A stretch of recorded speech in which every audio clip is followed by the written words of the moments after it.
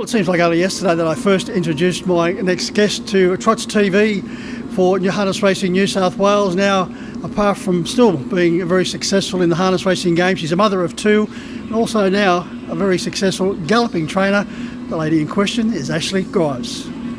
Well, Ash, it's great to catch up with you once again. It's been about 17 years since we last did interviews, but in that time you've certainly kept yourself very busy. Yeah, for sure. We're busy with horses and children now, and I took a bit of time away. The last couple of years I've been very quiet and did mother duties more than horse duties, which I thoroughly enjoyed, but we've bred quite a few now, and it was time to sort of get back into the trots and see what they could do. 24 hours in a day, is it enough?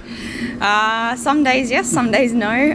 It's the kids are young, like they're 1 and 3, so it's hard to juggle them, and I've only got a small team and that's manageable, but it's some days are short and some days are long. It's good.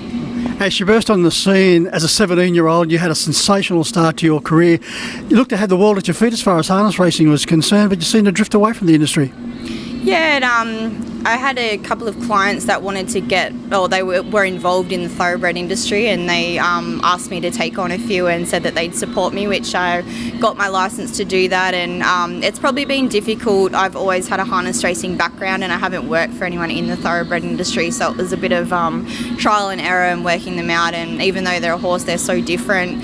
And so it's taken a bit of time to work that out and use our facilities as well as the race course. I'm only 10 minutes from the race course at Bathurst, so juggling the two and the workload and just trying to wrap my head around all of that, it took. And I sort of moved to Menangle in between that, had a couple of children in the meantime, so the thoroughbreds I've sort of been in and out of, but I've got a small team there now, and hopefully we continue to grow in that field as well. The percentage compared to the thoroughbreds and the standardbreds, what would be the split? They're probably 50-50 at the moment. Since getting back into the harness horses, I've just sort of stuck to our own horses and horses that we've bred, just to take the pressure away from the clients in that field. But in terms of the thoroughbreds, they're all clients. So, I'm probably more public with the thoroughbreds and more personal with the trotters at the moment. Harness racing, you can get in the sulky and know what exactly the horse is doing or how it's feeling.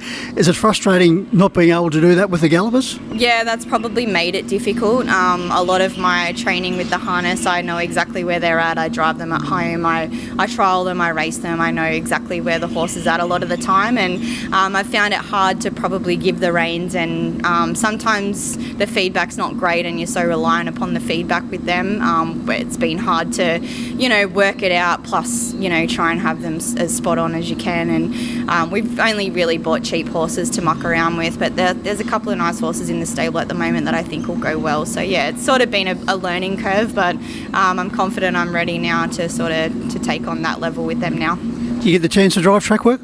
Yeah, I drive all the track work still, yeah. And what about with the gallopers? You get a chance to riding them as well? Yeah, I do their slow work at home, and then we only live like 10 minutes from the racecourse at Bathurst, so we take them in for their gallop mornings. And what about the Team Teal promotion? You've been a great supporter of this over a number of years, once again back in action, and you're driving and earning money straight away. Yeah, for sure. It's such a great thing, and to be a part of it year in, year out, I've thoroughly enjoyed it. And, it's good to win races, but to win races for a cause is certainly, even better. So the more winners I can get in that period, I'll be thrilled.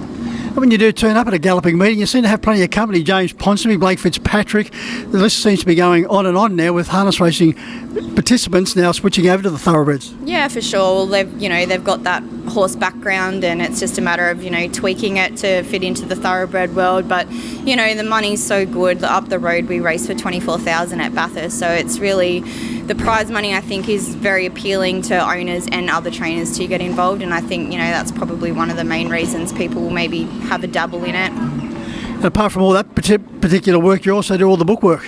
Yeah, I do all the bookwork, which at times is behind. A lot of the time it's behind, but I try and keep up with everything as best as I can, but it can be difficult. 3-year-old girl and a 1-year-old boy, but give them a mention.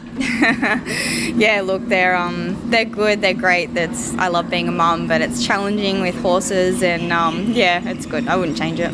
Can you sit back and reflect on the last 16 or so years and believe that you've been able to encompass all this into your career?